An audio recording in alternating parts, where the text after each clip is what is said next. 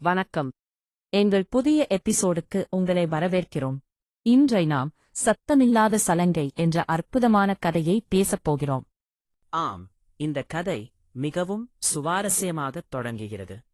ஒரு பழைய பங்களா, அதன் சலசலப்பும் ரகுவின் அனுபவமும் சரியாகவே ஒரு திகில் கதை. கதை நம்மை எங்கு அழைத்துச் செல்கிறது என்பதைப் பற்றி பேசுவோம். ரகு அந்த வீட்டிற்கு குடிவந்த முதல் நாளிலிருந்தே ஒரு விசித்திரம் அவனுக்கு புரிந்தது. அதனால் அவனுக்கு என்ன உணர்வு இருந்தது? அவர் இரவு 12 மணிக்கு சலசல என்ற சப்தம் கேட்டாரா? அது ரகுவின் மனதில் கவலைகளையும் சந்தேகங்களையும் ஏற்படுத்தியது. நீங்கள் என்ன நினைக்கிறீர்கள்? அப்பொழுது அவன் என்னவென்று நினைத்தான்? அவருக்கு அச்சம் இருந்தது.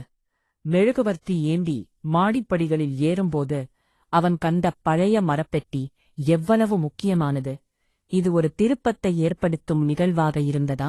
நிச்சயமாக. அந்த பெட்டியில் உள்ள பழைய நாட்டியச் சலங்கை அடுத்த தருணத்தில் ஜன்னல்கள் மூடியது. இது ரகுவுக்கு ஒரு கண்ணோட்டத்தை வழங்கினதா? மிகவும். அது ஒரு அழுத்தமான தருணம். மெழுகுவர்த்தி அணைந்ததும் அந்த இருட்டில் ஒரு மூச்சுவிடும் சத்தம் கேட்டது. அது ஒரு மிதிவண்டி போலவே இருந்தது. அந்த சத்தம் ரகுவை அதிர வைத்தது. இதை ஏன் தொட்டாய் என்று அந்த பெண் குரல் சொன்னபோது ரகுவின் பயத்தில் கூடுதல் எண்ணங்கள் உருவானதா?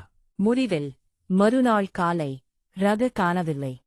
அந்த பழைய பெட்டியில் 2 ஜோடி சலங்கைகள். ஒன்று பழையது, மற்றொன்று புதியது. இது ஒரு வினோதமான இறுதியாகும். இது மிகவும் சுவாரஸ்யமாக உள்ளது. இந்த கதையின் மூலம் நாம் எதைக் கற்றுக்கொள்ளலாம்? அந்த வீட்டின் மர்மம் மற்றும் ரகுவின் அனுபவம் எங்களுக்கு என்ன உணர்வுகளை உருவாக்குகிறது? நாம் பயத்திலிருந்து மேலும் ஒரு புதிய அனுபவத்தை பெறுகிறோம். அப்பொழுது நாம் எங்கிருந்து வந்தாலும் எதற்காகவும் அது ஒரு புதிய ஆரம்பத்தை தருகிறது. சரி, இன்று நாங்கள் விவாதித்த முக்கியமான புள்ளிகளை சுருக்கமாக சொல்லலாம். ஒரு பழைய பங்களா, சத்தமில்லாத சலங்கை மற்றும் ரகுவின் பயம், இவை அனைத்தும் நம்மை சுற்றியிருக்கும் மர்மங்களை வெளிப்படுத்துகிறது. நீங்கள் அனைவரும் நாங்கள் பேசினதைப் பற்றி என்ன நினைக்கிறீர்கள்? உங்கள் கருத்துக்களை எங்களுடன் பகிருங்கள். எங்கள் அடுத்த எபிசோடில் சந்திப்போம்.